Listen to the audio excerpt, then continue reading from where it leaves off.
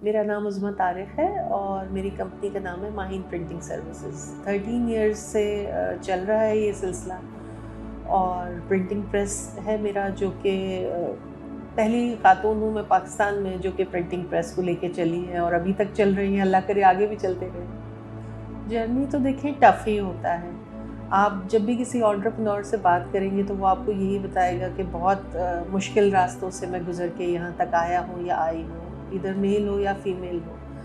तो journey tough है, लेकिन ये ज़रूर है, जैसे कहा जाता है कि हर कामयाब मर्द के पीछे एक औरत का हाथ होता है, तो मेरे पीछे भी एक मर्द का हाथ है जो कि मेरे हस्बैंड हैं। उनका खुद का प्रिंटिंग प्रेस था।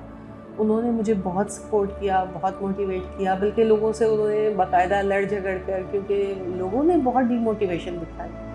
जब उन्होंने ये डिसाइड किया कि मैं इस फील्ड में आऊँ और करूँ, आगे बढ़ूँ, तो लोगों ने कहा ये क्या कर दिया तुमने इसको क्यों आने दिया अपने साथ, अपनी ही फील्ड में आने दे दिया, और ये तो तुम्हें पीछे कर देगी, एक साइड पे कर देगी और ये आगे बढ़ जाएगी, या ये कि ये इसका काम ही नहीं है, ये सारा पैसा डुबो देगी, जो तुमने लगाया या इसने लगाया वो सब सारा का सारा पैसा डूब जाएगा। लेकिन उन्होंने कहा नहीं, ये कर सकती है, इसमें पोटेंशियल है, ये कर सकती है और ये करेगी। तो उस मोटिवेशन की वजह से आज मैं यहाँ तक हूँ और अभी भी वो बैक सपोर्ट मुझे बहुत ज़्यादा करते हैं, क्योंकि ये एक टिपिकल मेल फील्ड है। तो 99 तक भी अगर मैं चली जाती हूँ तो फिर एक आखिरी स्टेप पे मुझे उनकी हेल्प चाहिए होती है और हमेशा हेल्प करती है। देखिए, जो फील्ड है ना हमारी, उसके हिसाब से कहा जाता है ऑफसेट प्रिंटिंग जो होती है वो होती है हमारे प्रेस पे। अब वो पेपर पे हो, कार्ड पे हो। मेरा ज़्यादातर टेक्सटाइल वालों के साथ काम चलता है, जो कि कैटलॉग्स होती हैं, फैशन मैगजीन्स होते हैं, यहाँ आपको नज़र भी आ रहे होंगे, इनके इनले कार्ड्स होते हैं। वैसे तो बहुत सारे क्लाइंट्स हैं हमारे, लेकिन ये है कि यूजुअली मेरा जो है टेक्सटाइल वालों से ज़्यादा हो, क्योंकि वो ज़रा कलरफुल सा काम होता है, वो थोड़ा चैलेंजिंग भी होता है, क्योंकि मेरा जो इन हाउस फैसिलिटीज़ हैं उसके साथ कुछ ना कुछ मुझे मार्केट से थोड़ा बहुत उसमें हेल्प चाहिए होती है, तो वो ज़्यादा चैलेंजिंग होता है। जब आप खुद से कोई काम करते हैं तो आपको पता होता है यार ये लड़का लेबर जो भी मेरे पास काम कर रहा है ये ऐसे। लेकिन अगर आप मार्केट से काम करवाते हैं ना तो आपको अलर्ट रहना पड़ता है, खुद जा के देखना पड़ता है कि कोई गलती तो नहीं हो रही, क्लाइंट को कोई शिकायत तो नहीं होगी। तो इसलिए ज़रा ये चैलेंजिंग है, इसलिए ज़रा मुझे ज़्यादा मज़ा आता है ये काम करने में। देखिए, ईजी ऑप्शन तो कर रहे थे ना मेरे हस्बैंड, और असल बात यही है कि जब भी वो घर, उनकी आदत थी शुरू से कि वो जब आते थे तो यार ये काम हुआ, ये हुआ, ये हुआ, और अक्सर वो कहते हैं यार ये काम बड़ा प्यारा है लेकिन बड़ा मुश्किल है और ये मैं कर नहीं सकता। क्योंकि प्रिंटिंग प्रेस की फील्ड ऐसी है, इतने सालों में मैंने ये समझा कि आपको घर से ही सपोर्ट चाहिए होती है, यानी एक आदमी नहीं कर सकता। अगर कोई अकेला प्रिंटिंग प्रेस चला रहा है तो मैं समझती हूँ कि बहुत बड़ा माता कर रहा है। 2 3 4 लोग आपके घर के होने चाहिए, भाई, भतीजे, भांजे, बेटा, जो कि आपको सपोर्ट करें, क्योंकि ये फील्ड ऐसी कि लेबर के सर पे खड़े होके आपको काम करवाना पड़ता है। अगर आपने ज़रा सी आंख बंद की, आपका लाखों का जो मटेरियल है ना वो पानी हो जाता है। देखिए, काम ये तो हमारा सब सारा काम जो है ना ये पहले से कंप्यूटर पे होता है, और ये हमें चेक करना होता है कि कंप्यूटर पे जो क्लाइंट ने हमें दिया, फिर जब वो मशीन पे रन होगा तो उसके कलर्स मैच करने होते हैं। सबसे पहले तो हमें उसके कलर्स में, बाकी ये है कि पेपर आपको देखना है कि जो पेपर क्लाइंट ने मांगा है वही पेपर लगाना है, वही कार्ड लगाना है। फिर कलर मैचिंग होती है कि आपको ये देखना है कि आपका कलर मैच हो रहा है। कभी कभार कलर गलत भी चल जाता है, लेकिन क्योंकि वो हमारे एंड से गलती होती है हम उसको एक्सेप्ट करते हैं, हम दोबारा चलाते हैं उसको। क्लाइंट को हम वही चीज़ देते हैं जो उसने डिमांड की। ये फिर प्रिंट होने के बाद चेक होता है, फिर बाइंड होता है। तो अगर वो बाइंडिंग से पहले ही पता चल जाती है ना गलती, जब चेक होता है तो फिर हम उसको कहते हैं नहीं, इसको दोबारा चलाओ, और फिर वो दोबारा सारा का सारा मटेरियल चलता है और फिर वो बाइंडिंग पे जाता है। फिर इस तरह से वो कैटलॉग होती है। सिर्फ मैं कैटलॉग में ही काम नहीं कर रही हूँ, काम ऑफसेट में सब कर रही हूँ, लेकिन शौक ये है, इसमें मज़ा आता है काम करने में। देखिए, बीइंग ए वुमन तो मुझे जो है ना वो इस फील्ड में ही मसले हैं बहुत ज़्यादा। सिर्फ घर से ही नहीं कि जब मैंने काम शुरू किया तो घर वालों ने या ससुराल वालों ने या दोस्तों ने, मिलने वालों ने बहुत डिमोटिवेट किया, छोड़ो यार कोई बुटीक खोल लो, कुछ और काम कर लो, ये औरतों को करने काम नहीं है। मेरे हस्बैंड को भी लोग यही मशवरा देते, और भाई कहाँ फंसा दिया भाभी को, ये उनके बस का काम नहीं है, कर नहीं सकेंगी ये। तो वो तो मसले शुरू से हैं। मार्केट में भी कुछ लोगों ने कुछ अच्छे कमेंट्स भी दिए, अच्छी बात है यार, तुम्हें सपोर्ट हो जाएगी, तुम्हारे साथ और कोई नहीं है। तो भाभी करेंगी, लेकिन कुछ लोगों ने बहुत ही बुरे-बुरे कमेंट्स भी दिए और यही बात होती थी, ये चला नहीं सकेंगी, ये पैसा डूब जाएगा तुम्हारा। क्योंकि बिल्कुल एक अलग मेरा, जब मैं पाकिस्तान चौक पे भी थी, तो मेरा ऑफ़िस ही अलग था। एंटायर ऑफ़िस, मेरी मशीन्स अलग थी, मेरा ऑफ़िस अलग था, मेरे क्लाइंट्स अलग थे और मेरे हस्बैंड के अलग थे। तो अब तो मैं यहाँ आ गई हूँ, तो अब तो बिल्कुल ही अलग हो गई हूँ। क्लाइंट एंड से ये होता है कि जब नए क्लाइंट्स के पास हम जाते हैं तो दे आर सरप्राइज्ड। अच्छा, आपका प्रिंटिंग प्रेस है, आप क्यों आ गई इधर? पहला सवाल यूजुअली यही होता है, ये काम क्यों आपने चूज़ किया? काफ़ी मुश्किल है, ये आपके करने का नहीं है। उसके बाद जब एक ट्रस्ट बिल्ड हो जाता है, तो फिर हमें क्लाइंट से इश्यू नहीं होता। फिर सेट हो जाता है मामला। मैं आपको सच बताऊँ, बड़े मज़े की बात, जो पहला काम मैंने किया था ना, वो काम मैंने किया था, लेकिन था वो मेरे हस्बैंड का। उनको मिला था काम और मैंने उनसे कहा था कि मैं करूँगी। ये पहले से तय था कि काम ले आएँ आप, क्योंकि मुझे तो कोई जानता ही नहीं था ना और मेरा इतना ज़्यादा लोगों से इंटरैक्शन भी नहीं था। मैंने कहा था काम आप लाएँ, करूँगी मैं। वो A to Z पूरी कैटलॉग मैंने रात दिन बैठ के बनवाई 3 दिन के अंदर और बहुत अच्छे कमेंट्स आए और जब कमेंट्स आए तो फिर मेरे हस्बैंड ने लोगों को बताना शुरू किया कि ये उज़्मा ने किया है काम और A to Z इसी ने किया है, मैंने कुछ भी नहीं किया इसमें। फिर उसके बाद आहिस्ता-आहिस्ता लोगों को पता चला कि इन्होंने काम शुरू किया है। तो यही होता था कि इनके पास कोई ऐसा काम आता था, क्योंकि मशीन्स अलग-अलग होती हैं। जैसे मेरे पास जो मशीन्स हैं ना, वो उनके लिए कैटलॉग्स के लिए बड़ी वो है। उसके अलावा जो भी ऐसा काम होता है जिसमें ज़रा ब्राइट कलर्स वो होते हैं, तो वो फिर वो मुझे शेयर कर लेते हैं कि अच्छा तुम ये काम कर लो, अपनी मशीन्स पे चलवा लो, इधर भेज देते हैं। तो वो कोई ऐसा इशू नहीं है। लेकिन मार्केट से हमें ये होता है कि क्लाइंट जो होते हैं ना, वो यूजुअली लाहौर जो है ना, वो हब है इन चीज़ों का और वहाँ बहुत बड़े-बड़े सेटअप हैं। मेरा तो छोटा सा सेटअप है। तो लोग ये कहते हैं कि हम उनसे क्यों ना करवाएँ, आपसे क्यों करवाएँ? अगर आप हमें इतने में करके दे रही हैं, रेट का इशू बहुत ज़्यादा होता है और अब तो बहुत ही ज़्यादा हो गया। लेकिन मैंने हार नहीं मानी है। तो मैं ऐसे ही कोशिश करूँगी कि इसको लेके चलती रहूँ, क्योंकि जब आप एक चीज़ को लेके आते हैं शौक के लिए और फिर उसको पैशन बना लेते हैं ना, तो फिर आपको पीछे हटना नहीं चाहिए। देखिए, प्रिंटिंग फ़ील्ड तो बहुत ज़्यादा, बहुत बड़ी फ़ील्ड है। मैं तो एक जो कहते हैं ना, समंदर के अंदर एक कतरा हूँ और मैं बहुत कुछ ट्राई करना चाहती हूँ। मैंने ये सेटअप किया है जिस साल मैंने दिसंबर में मूव किया है कोरंगी में और फरवरी में कोविड आ गया। तो 2 सालों में आप ये समझिए कि मैं आगे जाने की बजाय पीछे आ गई हूँ। मैं यहाँ ये सोच के आई थी कि अब डिजिटल प्रिंटिंग का बड़ा ज़माना है और मैं अब जो है डिजिटल प्रिंटिंग स्टार्ट करूँगी। एक मशीन डिजिटल प्रिंटिंग भी लगाऊँगी, लेकिन मैं नहीं लगा सकती क्योंकि मेरे अपने जो रिसोर्सेज थे, जो मेरी सेविंग थी ना, 2.5-3 करोड़ मेरे इन 2 सालों के अंदर वो बह गए। लेकिन अल्हम्दुलिल्लाह सेविंग थी तो मैंने उनको यूटिलाइज़ किया। लेकिन ये कि मैं आगे नहीं बढ़ सकती।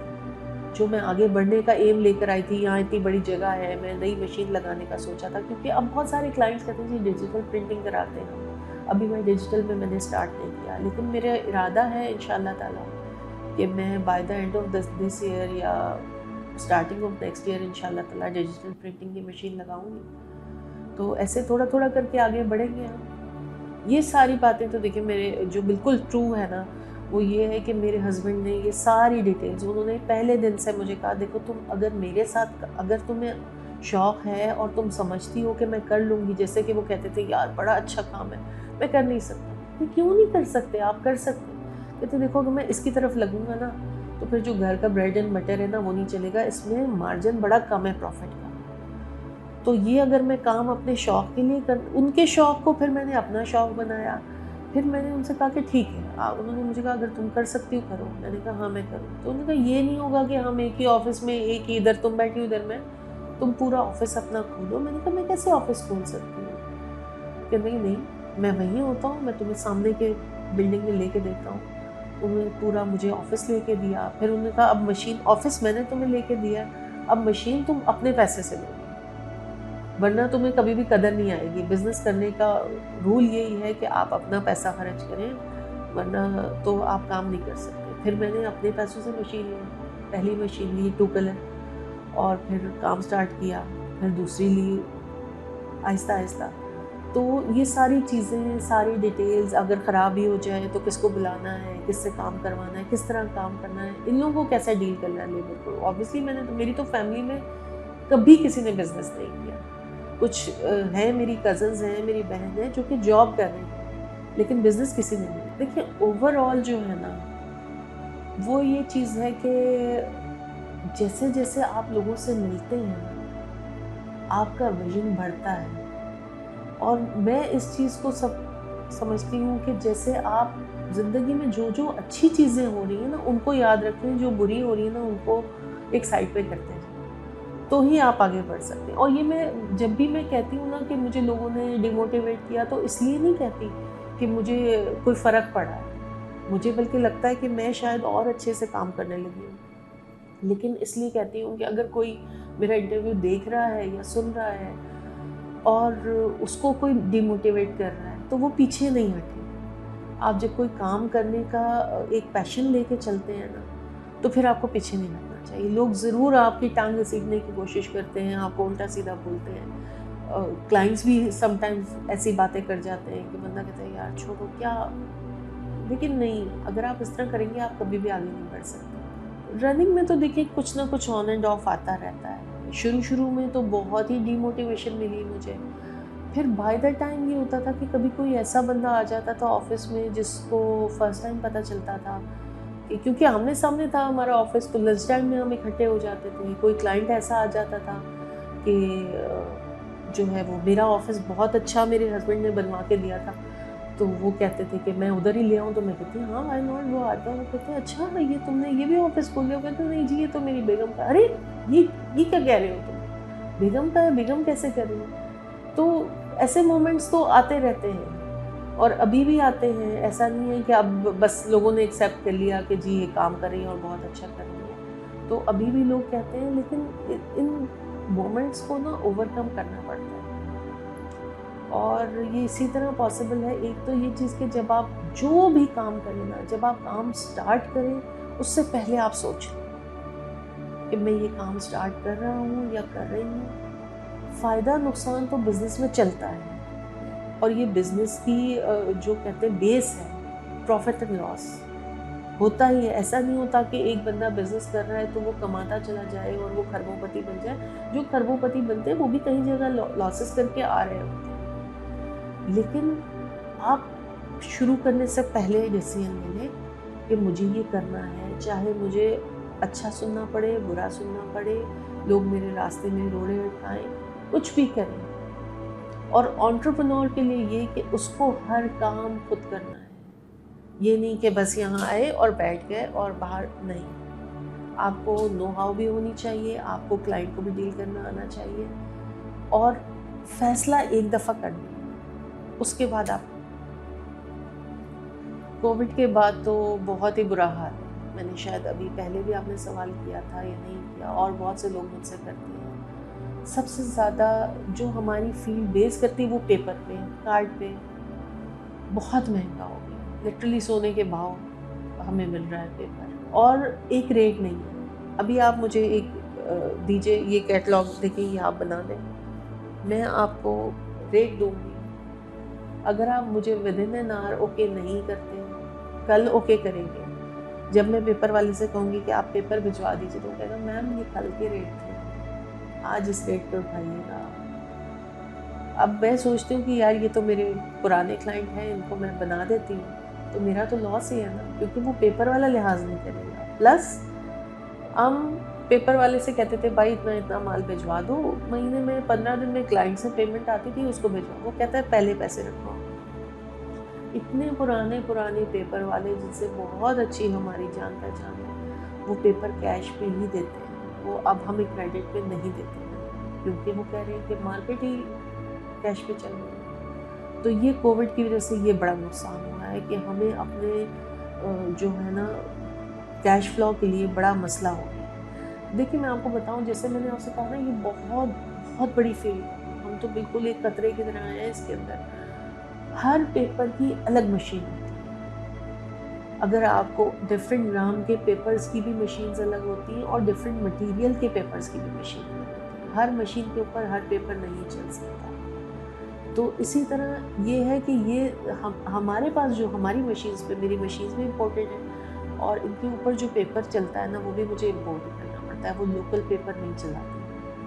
अभी तो ये कोविड की वजह से है, वैसे स्मूथली चल रहा था सब काम, क्योंकि हम तो खुद, मेरे हस्बैंड इम्पोर्ट करते हैं और एक हमारी वो बुक हो जाती थी कंसाइनमेंट, उसके बाद वो आ जाती थी, उसको हम ले लेते थे। उसमें ये होता था जो पेपर हमारे काम का होता था हम यूज़ करते थे, मार्केट में एक्सचेंज कर लेते थे या सेल कर देते थे, हम किसी और से ले लेते थे। तो ओवरऑल पाकिस्तान जो है ना, यहाँ पर रिसोर्सेज की और काम करने वालों की कमी नहीं है। बहुत ज़बरदस्त जगह है ये काम करने की, बहुत ज़बरदस्त। सिर्फ हमारे सिस्टम की खराबी, कुछ चीज़ों में हम ऐसे अटक जाते हैं कि फिर हम ये कहते हैं यार सिस्टम खराब, और होता है इनफैक्ट, मतलब बहुत बहुत आसान कामों को भी बहुत मुश्किल बना दिया जाता है। अभी जो ये मसले मसाइल हैं ना, ये सिर्फ कोविड की वजह से, उसकी वजह से हर चीज़, क्योंकि ऑल ओवर द वर्ल्ड ही महंगी हुई तो हमें भी महंगी मिल रही है। और all over the world paper का यूज़ बहुत कम हो गया, पाकिस्तान में भी हो गया। आप यकीन करें कि हम जो कैटलॉग 5-5 हज़ार बनाते थे ना, वो 200-200 बन रही है। अब आप हिसाब लगाइए कि एक कंपनी है, कोई भी टेक्सटाइल वाले हो गए, उनकी 5,000 मैंने अपने हाथ से कैटलॉग बनाए और अब वो कहते हैं बस 200 कैटलॉग बना, और वो भी समटाइम कहते हैं ज़रूरत ही क्या है, अब तो ऑनलाइन ही चल रहा है सारा। कैटलॉग तो देखिए, जब आप शॉप पे आए आपने देखा जी ये प्रिंट है, अच्छा इसमें ये वाला प्रिंट निकाल देंगे, ये कलर निकाल देंगे, नंबर। अब तो क्लाइंट आता ही है ना शॉप में। अब ये उम्मीद है कि जब कोविड के ज़रा कुछ बेहतर आजकल हो रहे हैं हालात और खुलेगी मार्केट और सही से सब कुछ होगा, तो फिर शायद हमारा दोबारा बिजनेस वापस ऊपर जाएगा। देखिए हिट तो होता है, लेकिन ये तो जो कहते हैं ना दुनिया का दस्तूर है, आगे बढ़ने के लिए ये तो अब हमारा काम है कि मुझे ये देखना है कि बीइंग अ प्रिंटर मैं क्या इनोवेशन ला सकती हूँ कि मैं अपने जो भी मैं काम कर रही हूँ उसको आगे बढ़ाऊँ। अब जैसे मैंने आपसे कहा कि लोग कहते हैं जी डिजिटल प्रिंटिंग चाहिए हमें, तो अब मैं फौरी तौर पे ये अगर कोविड नहीं होता तो शायद मैं लगा चुकी होती अपनी मशीन में। तो मैं फौरी तौर पे सोचूंगी कि अच्छा यार मेरे पास 2 मशीनें हैं, एक निकालती हूँ, एक डिजिटल प्रिंटिंग की ले आती हूँ, और फिर देखती हूँ कि उसके बाद फिर अगर मुझे ज़रूरत पड़ेगी तो मैं दूसरी भी निकाल दूँगी और उसकी जगह दूसरी। तो ये तो हमें बाय द टाइम चेंजेस, और जो चीज़ जो अडॉप्ट नहीं करता ना नई आने वाली चीज़ों को, वो पीछे रह जाता है। क्योंकि मैं इस चीज़ को बहुत शिद्दत से महसूस कर रही हूँ कि मेरे पास डिजिटल प्रिंटिंग मशीन होनी चाहिए थी, लेकिन अपने फाइनेंसेस की वजह से मुझे ज़रा सा इसको होल्ड करना पड़ा। तो ये तो है।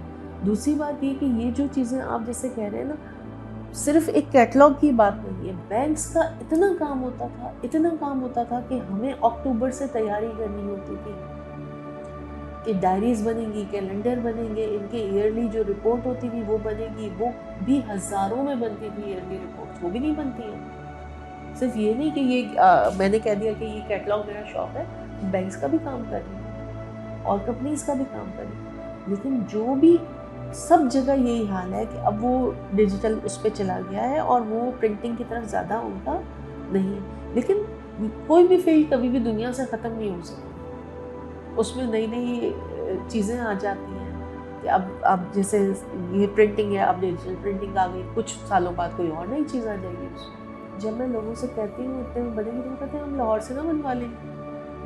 उनको लगता है कि अगर बड़ी कंपनी से बनवाएंगे हम तो शायद इसमें भी कुछ हमारा फ़ायदा होगा। फिर उनको कन्विंस करना पड़ता है और उनसे कहते हैं हम कि देखिए जी अच्छा ठीक है, कुछ कम रेट पे या इसी रेट पे आप एक दफ़ा में मौका तो देख लें। वो मौका बड़ी मुश्किल से मिलता है, क्योंकि लोगों को यही लगता है कि जो लोग सालों से काम कर रहे हैं उनके पास अंडर वन रूफ सारी फैसिलिटीज़ हैं, और वो हमें मैं डे नाइट काम करती हूँ नए क्लाइंट को फाइल करने के लिए। अगर वो कहते हैं जी हम 3 दिन में लाहौर से बनवा लेंगे, तो मैं कहती हूँ मैं आपको 3 दिन में यहाँ पर देती हूँ, आप मुझे एक चांस दें।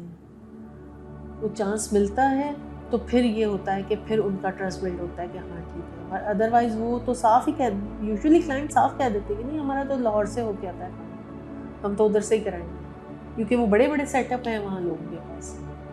आई होप कि कभी मेरा भी इतना बड़ा सेटअप हो जाए। क्लाइंट के काम में तो कोई वैल्यू मैं ऐड कर नहीं सकती ना, बस यही कि उन्होंने 3 दिन कहा तो मैंने 3 दिन दे दिया। और क्लाइंट से इनफैक्ट कोई ऐसा हमें फीडबैक मिलता नहीं है कि वो हमें अरे मैडम आपने ज़बरदस्त, कभी नहीं, कभी नहीं होता। लेकिन ये है हाँ ज़रूर कि एक इनर सेटिस्फैक्शन होती है कि एक मेल डोमिनेटिंग फील्ड में जहाँ पर के लोग मुझे आगे नहीं आने देना चाहते थे, लोग हैरान होते थे, लोग परेशान होते थे और वो कहते थे कि नहीं आप छोड़े यहाँ, ये क्या आप, ये आपके करने के काम नहीं है, अभी भी कहते हैं। तो मैं अपना आप मनवा रही हूँ। एक क्लाइंट है, मैं उनका नाम नहीं डिस्क्लोज़ करूँगी, लेकिन उन्होंने कहा था कि आप ये नहीं कर पाएँगे काम, क्योंकि मैंने आपको बताया कि अंडर वन रूफ सारी चीज़ें मेरे पास नहीं है, 1-2 चीज़ मुझे कुछ मार्केट से भी करानी पड़ती, और अगर करा लिया तो आप स्टैंडर्ड का नहीं कर पाएँगे। उसके बाद मैंने कराया, उसी टाइम पीरियड में कराया, और जब वो कैटलॉग गई उनके यहाँ तो आई वाज लाइक कि मुझे बस एक दफ़ा ये कह दें। तो उन्होंने ख़ुद कॉल करके कहा कि ज़बरदस्त। तो वो एक एक्सपीरियंस मेरा ऐसा था कि मुझे बड़ी खुशी हुई, क्योंकि वो अच्छे बहुत रिनोन क्लाइंट हैं और बहुत ही ज़्यादा मुझे शौक़ था कि मैं उनका काम करूँ। तो उन्होंने मुझे जब अप्रिशिएट किया तो फिर उसके बाद मैं अब तक भी उनका काम कर रही हूँ। अच्छा, आपने ये मिसाल सुनी कि जब तक दरिया में ना उतरे आपको गहराई का अंदाज़ा नहीं होता। प्रिंटिंग फील्ड जो है ना बड़ी स्ट्रेसफुल फील्ड है, बहुत स्ट्रेस है इसमें, बहुत ज़्यादा, क्योंकि देखिए आपके लेबर की एक छोटी सी गलती से ना आपके हज़ारों लाखों रुपए ज़ाया हो जाते हैं। तो जब मेरे हस्बैंड भी कभी बहुत स्ट्रेस लेते थे ना तो मैं इनसे कहती थी कि आपने बिल्कुल जो स्टाफ है ना उसको बिल्कुल ढीला छोड़ा हुआ है, बिल्कुल आप कुछ कहते ही नहीं। कहते यार मेरी लाखों की मशीनें और हज़ारों लाखों का पेपर इनके हाथ में होता है, मैं खुद तो नहीं रन कर सकता मशीन। मुझे बड़ा गुस्सा आता था कि यार आप बहुत बहुत ही ज़्यादा आपने इनको वो किया हुआ है। लेकिन जब मैं खुद इधर आई ना और शुरू में मैंने काम शुरू किया तो मैं तो बड़ा डांटती थी स्टाफ को। तो क्या हुआ कि वो स्टाफ ने कहा जी ज़ाहिर है ढूंढ के मेरे हस्बैंड ही लाए थे, उन्होंने इंटरव्यू किया था, लड़कों का रखा। अब जिसको कहें जी उधर आपने मैडम के पास, नहीं साहब मैडम के पास काम नहीं करना, वो बड़ा गुस्सा करती है, वो बड़ी सख्ती करती है। तो फिर मेरे हस्बैंड ने कहा कि भाई ये सारा स्टाफ छोड़ के चला जाएगा तुम्हें, और तुम चेक रखो लेकिन इतनी सख्ती ना करो। फिर वो by the time Aahista Aahista मैंने सीखा।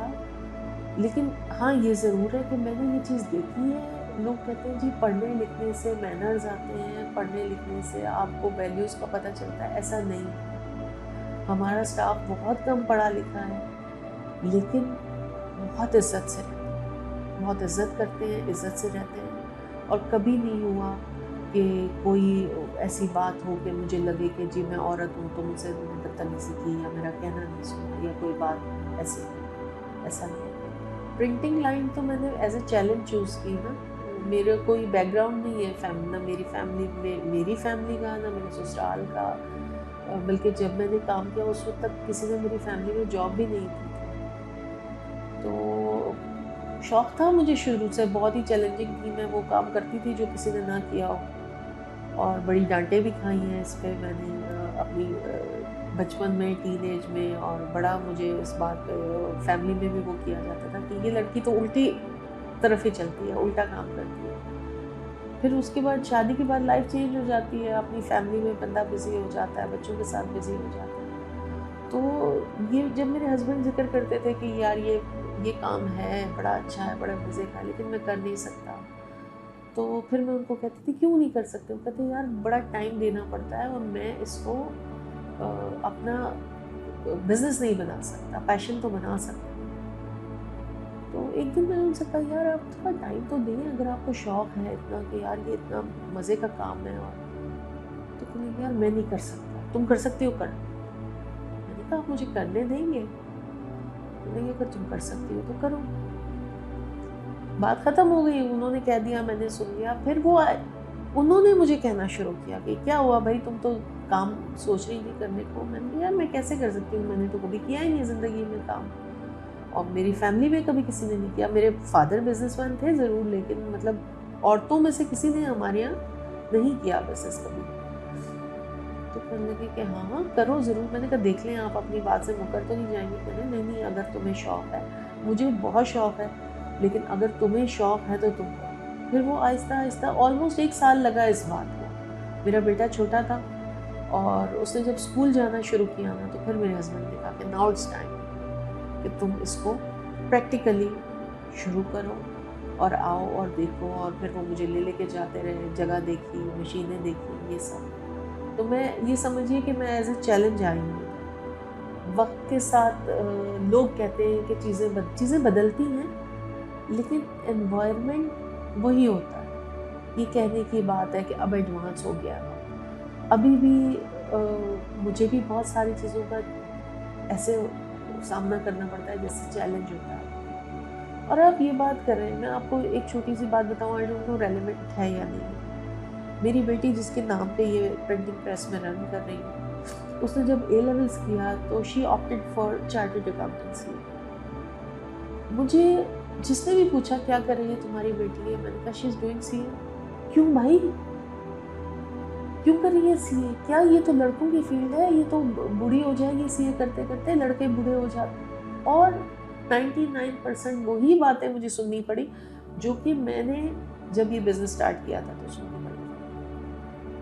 लेकिन इसके फादर भी बहुत सपोर्टिव हैं और मैं भी पढ़ाई के मामले, मेरी बड़ी बेटी ने माशाल्लाह एमबीए किया है और इसका भी शुरू में यही ख्याल था, क्योंकि कॉमर्स पढ़ रही थी, कि मैं कॉमर्स से बीबीए ही रिलेटेड होता है यूजुअली। लेकिन जब तक ये ओ लेवल्स करके ए लेवल में आई तो इसका माइंड चेंज हो गया। उसने कहा कि नहीं, मुझे चार्टर्ड अकाउंटेंसी पढ़नी है। ठीक, पढ़ो आप। अभी भी लोगों का मखसूस लोगों का कहना चाहिए माइंडसेट वही है कि लड़कियों का वही काम है, बस थोड़ा सा पढ़ लिया, शादी हो गई, घर बैठ गई, बच्चे संभाल लिए। नहीं, लेकिन एक बात मैं ज़रूर कहना चाहूँगी जो कि मैंने अपनी बच्चियों को भी घोल के पिलाई कि देखो, जब तक आप लोग छोटे थे मैंने कभी काम नहीं किया, जब तक आप लोगों को मेरी ज़रूरत थी। जब मेरे बेटे ने मॉन्टेसरी में जाना शुरू किया तो मैं सिर्फ अर्ली आवर्स में काम करती थी। बच्चों को स्कूल भेजा, मैं ऑफिस चली गई, बच्चों की छुट्टी का टाइम हुआ, मैं वापस आ गई। जैसे जैसे बच्चे बड़े हुए, मैं वहीं मेरे ऑफिस के पास ही बच्चों के स्कूल थे, तो मैं स्कूल से पिक करके ऑफिस ले आती थी अपने साथ या खुद घर आ जाती। पहली प्रायोरिटी एक औरत की उसके बच्चे ही होने चाहिए, उसका घर होना चाहिए। फादर बहुत सपोर्टिव थे। मैं पहली बेटी हूँ अपने वालिद की। पहला बच्चा वैसे ही बहुत प्यारा होता है, लेकिन वो वैसे भी हम 3 बहनें, तीनों बेटियों से बहुत प्यार किया उन्होंने और बहुत सपोर्ट किया। फिर मेरे हस्बैंड ने मुझे हर जगह सपोर्ट किया और कभी उन्होंने ये नहीं कहा कि नहीं तुम ये नहीं कर सकती या ये नहीं करो, बल्कि वो खुद मुझे आगे लाए। तो मर्दों के लिए मैसेज है कि देखिए, एक जैसे मैं बार बार कहती हूँ, मैंने सोचा भी नहीं था मैं कभी बिजनेस वूमन बनूँगी। I was doing my graduation, मेरी शादी हो गई और बस उसके बाद अपनी नॉर्मल लाइफ अपनी गुजारी मैंने। कभी मेरे ख्याल में भी नहीं था। लेकिन शायद मुझसे एक दफ़ा एक इंटरनेशनल किसी उस पर मैं इंटरव्यू दे रही थी, उन्होंने मुझसे पूछा था, तो मैंने कहा कि शायद उन्होंने ये देखा कि ये 12-13 साल शादी के बाद जिस तरह इसने जॉइंट फैमिली में गुजारा किया है, इसके अंदर पोटेंशियल है, ये कर सकती है। तो उन्होंने मुझे सपोर्ट किया और मैं कहाँ से कहाँ पहुँच गई। आज जब मैं देखती हूँ पीछे मुड़ के, तो मुझे खुद भी कभी कभी हैरानी होती है कि मैंने कैसे कर लिया ये सब, मैं कभी सोच भी नहीं सकती थी। अगर आपके घर की औरतों में बीवी है, बहन है, बेटी है, पोटेंशियल है, तो आप उसको काम करने दें, उसको सपोर्ट करें और सामने वाले को जवाब दें कि भाई हमारे घर की औरत है, अगर ये काम करना चाह रही है, हमें इशू नहीं, आपको क्यों इशू है। औरतों के लिए मैसेज है कि देखिए, आप काम करें, ज़रूर करें जो आपका शौक़ है। अगर आप बिज़नेस करें तो जैसे मैंने औरतों और मर्दों दोनों के लिए कहा कि अगर आप बिज़नेस या कोई काम शुरू करते हैं, पहले सोच लीजिए। जब आप स्टार्ट कर देते हैं ना, तो फिर पीछे मुड़ के नहीं देखते और आप घर को इग्नोर नहीं। औरतों के लिए ख़ास मैसेज, आप कभी भी ये नहीं सोचें कि मैं तो भाई बिजनेस वूमन बन गई हूँ और मैं तो।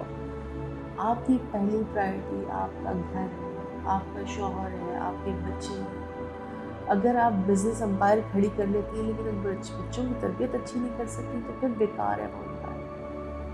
आपको पहले अपने घर को टाइम देना है। आप साथ-साथ करें, अगर आप कर सकती हैं मल्टीटास्किंग ज़रूर करें। कोशिश करें, अगर आपने कोई बिज़नेस चलाना है तो आप एक टाइम रखें उसको। ये नहीं कि आपने घर और फैमिली को एक तरफ कर दिया और बिज़नेस चला लिया, तो ये आपकी सक्सेस नहीं होगी। देखिए, सबसे पहले मैं हमेशा जब भी मुझसे कोई पूछता है मैं उसको कहती हूँ फैमिली फर्स्ट।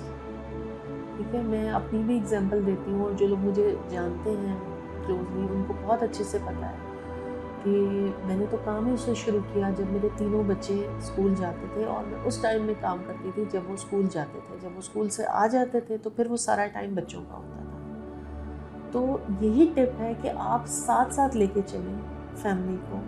अभी भी जो लोग जान पहचान वाले या कोई नए लोग भी मिलते हैं तो अल्हम्दुलिल्लाह वो यही कहते हैं कि आपने बड़ी अच्छी तरबियत की अपने बच्चों को। तो मेरे बीइंग अ बिजनेस वूमन, मेरे लिए वो मोमेंट ऑफ प्राइड इतना ज़्यादा नहीं होता कि मुझे कोई अवार्ड मिल रहा है या मुझे कोई कह रहा है वाह यार आप तो you are the only women कि आप ये काम करें। लेकिन अगर कोई ये कहता है ना यार ये बच्चा आपका बड़ा अच्छा, आपने इसको बड़ा अच्छा वो किया है, तरबियत इसकी की है और बहुत वेल मैनर्ड है और इसको पता है कि कैसे लोगों से डील करते हैं, तो मैं उसको ज़्यादा प्राउड फील करती हूँ। आपके बच्चे आपका पहला एसेट है, आपकी फैमिली आपका पहला एसेट है। आप उसको टाइम दीजिए, आप ज़रूर करें काम। काम करने के लिए कोई वो नहीं है कि आप, ये कहीं नहीं हो सकता कि आप सारा टाइम, देखिए एक मर्द भी जब काम करता है ना वो भी फैमिली को टाइम देता है। वो घर आता है, बच्चों के साथ खेलता है, उनसे बातें करता है, उनसे पूरे दिन की बातें पूछता है, वीकेंड पे उनको टाइम देता है या वेकेशंस में उनको घुमाने लेके जाता है, उनको टाइम देता है। औरतों के अंदर थोड़ी सी एक चीज़ मैंने नोट की है, सॉरी टू से, कि वो ज़रा सा आगे बढ़ जाती है तो उनको लगता है कि बस दुनिया फतह करनी है। ऐसा होना नहीं चाहिए। बेसिक जो आपकी चीज़ होती है ना वो प्रायोरिटी होती है कि आप फैमिली को प्रायोरिटी दें। काम करें, ज़रूर करें, आगे बढ़ें, बहुत आसमान को हाथ लगाएं, लेकिन पहले फैमिली को प्रायोरिटी दें। क्योंकि एक टाइम आता है जब अगर आपने नहीं टाइम दिया होता फैमिली को तो आपको रिग्रेट होता है। बस ये मेरी आप नसीहत समझ लें या रिक्वेस्ट समझ लें। मैं सबको कहती हूँ, कोई मुझसे पर्सनली भी पूछता है तो उसको भी यही कहती हूँ कि देखो ये जो आपके टाइम है ना ये वापस नहीं आता।